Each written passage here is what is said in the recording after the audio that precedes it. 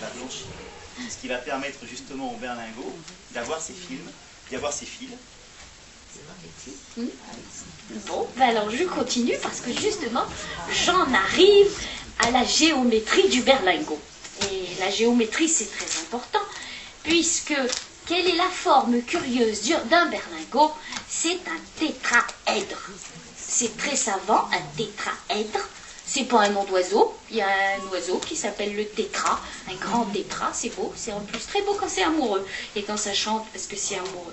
En réalité, ça vient du grec, tétra 4, et èdre, ce sont ces faces triangulaires.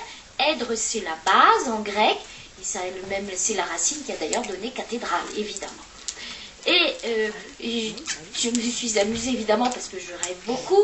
Quand je dis tétraèdre, je pense à tétragones. Tétragones, ce sont des épinards d'été. Qui est tétra toujours 4. Gone parce que ce sont les côtés. Et c'est parce que c'est la graine de l'épinard qui a 4 côtés. Mais bon, on n'est pas là pour parler d'épinards. Et encore que l'épinard, le verre d'épinard, ça sert comme colorant alimentaire. C'est ça? Je ne me trompe pas? Bon, je suis assez douée, je trouve, en confiserie. Et un lingot qui serait baroque, biscornu, bistordu, biste en coin. Parce que si je lis dans mes vieux dictionnaires, ce radical bis comme ber comme bis, indique tout ce qui est un petit peu tordu, tout ce à quoi on a fait subir une torsion, comme biscornu, justement. Qu'est-ce que ça sent bon. Et donc le berlingot, ça serait un lingot qu'on aurait un petit peu tordu, comme on va le voir quand il sera au travail. La cuite.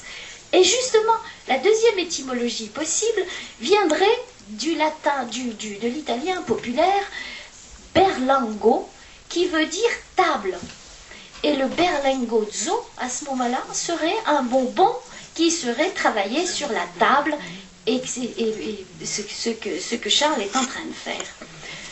Bon, il y a encore autre chose, les Nantais qui font aussi des berlingots, mais moins bien que nous. Alors eux, ils disent que ça remonte au moins au XVIIIe siècle. On sait évidemment que Nantes a été une place sucrière, et de raffinerie de sucre. Et effectivement, on vendait dans les rues des petits cornets de bonbons de sucre cuit, qui étaient essentiellement parfumés à la menthe.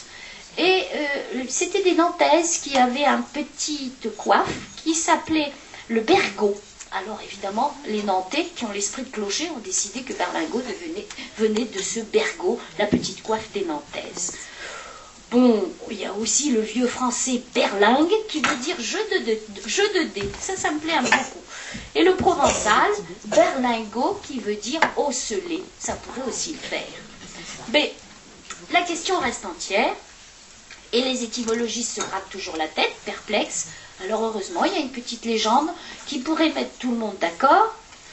C'est la légende du berlingot de Carpentras, qui le fait remonter là, à la mule du pape, carrément, hein, si vous avez bien lu les contes de Montmoulin. C'est un maître-queux qui s'appelait Sylvestre du temps des premiers papes à Avignon, même du premier pape, et qui, ayant un reste de sirop, a imaginé, comme Charles est en train de le faire en ce moment, de pousser la cuisson de ce sucre, et puis de le retravailler, l'étirer, et en faire des petits bonbons. Et pourquoi berlingot?